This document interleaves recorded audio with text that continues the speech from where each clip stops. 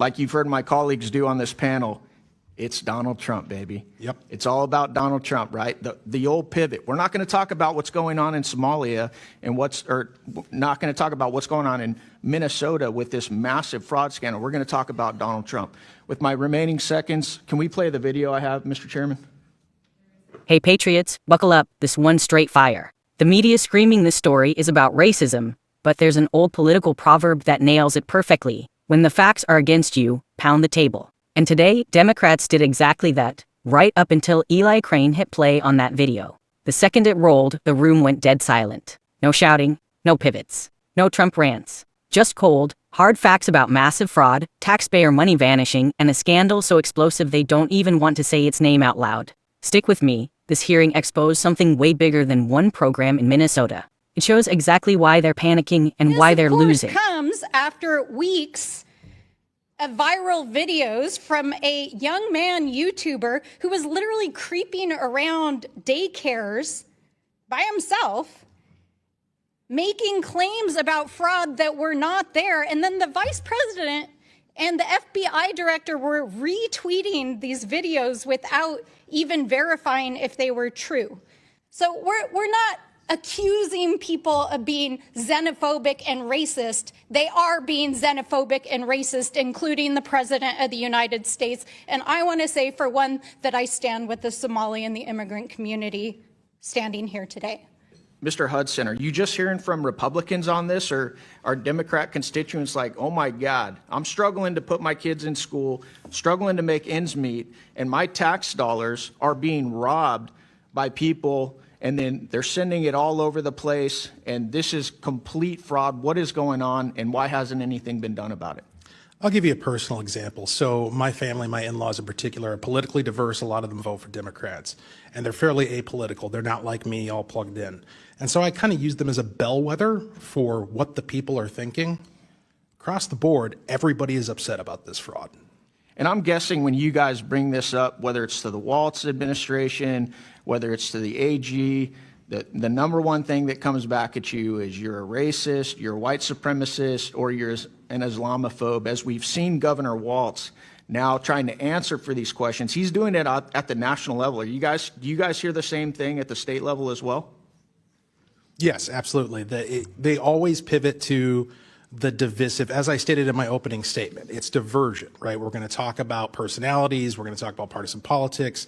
We're going to find some way to get people yelling at each other rather than looking at the problem. Or, like you've heard my colleagues do on this panel, it's Donald Trump, baby. Yep. It's all about Donald Trump, right? The old pivot. We're not going to talk about what's going on in Somalia and not going to talk about what's going on in Minnesota with this massive fraud scandal. We're going to talk about Donald Trump. With my remaining seconds, can we play the video I have, Mr. Chairman?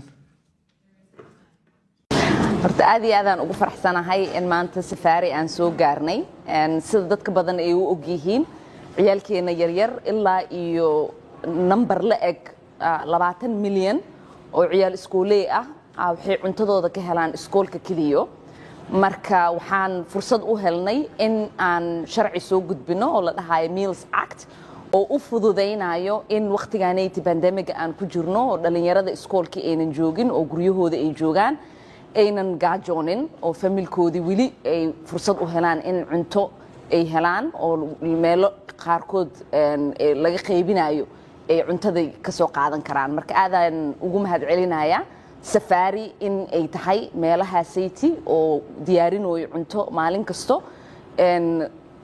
dhalinyarada ciyaalkii iyo familkoodina ku taakuleynaayo cuntada sayti maalintii kaliyo safari waxay ay cunto siisaa 2300 oo ciyaal ah iyo familkooda taas waa mid muhiim ah sida aad u ogtihiin dhalinyaro badan gaajo ku nool wadankaanayti ama familkooda fursad u helin in quraac qada iyo casho ay siiso marka in qadadaasaytii ay meel ka helaan aaday u muhiimsan tahay bishaan ramadaanka oo familiyaalkeena badan iyagoo aan shaqo haysanin iyagoo aan taakulayn kale helaynin in aynan ka walwalin ciyaalkooda yaryar sidii ay qada ku siin lahaayeen waa muhiim marka waxaan u mahadcelinayaa safariyo kaleete iyo dadka badan oo maalin ilaahay keeno fursad u qaatay in ay u volunteer gareeyaan oo ay taakuleeyaan familiyaalka One thing that is so alarming is the reporting that many of these fraudulent companies are then donating the stolen money back to the same Democrats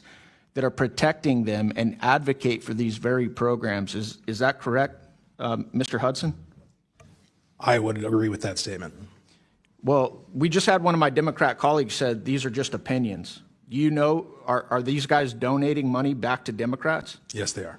I'd like to enter into the record, Mr. Chairman, an article from Breitbart News saying, with the title being Database Searches Show Somali Fraudsters Funding Democrat Politicians. So these aren't opinions. Without objection. There's actually reporting on this.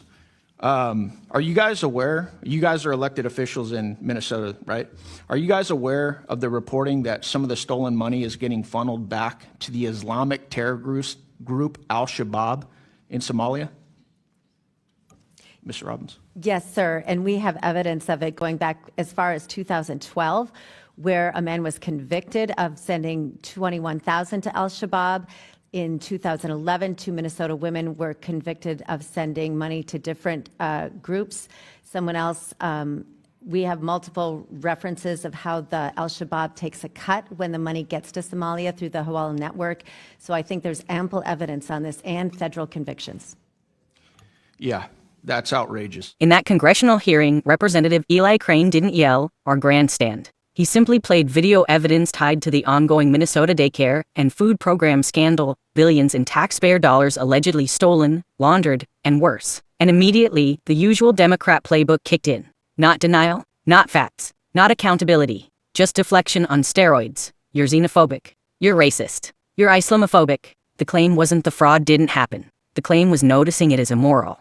Crane pressed them with one simple, devastating question. Are only Republicans upset about this? The answer: crystal clear. Minnesota officials admitted Democrat voters, including moderate, everyday families, are furious. Parents struggling to afford child care are watching their tax dollars evaporate into fraudulent operations, while nothing gets fixed. And every time the issue gets raised at the state level, same tired response: you're racist. You're divisive. You're the problem. But Crane went further, and that's when the room froze. He entered Breitbart reporting into the record.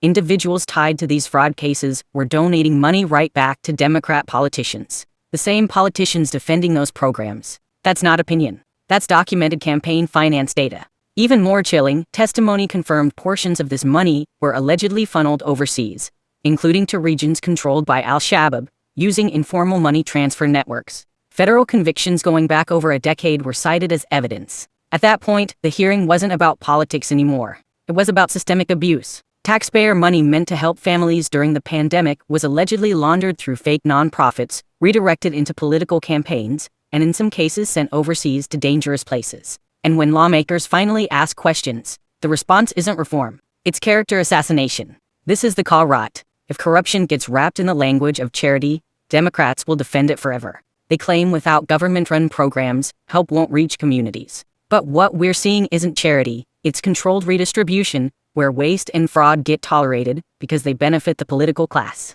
And when citizens notice, they're told to shut up and sit down. That's exactly why this moment hit so hard. Once that video played, the table pounding stopped cold. No more screaming, no more deflections, just silence and the weight of the truth. This wasn't a hearing, it was exposure. Eli Crane didn't need insults. He used documentation and it left them speechless. The left tried to pound the table, but the facts just pounded back harder. What do you think, patriots? Was this the savage takedown that finally cracked their shield?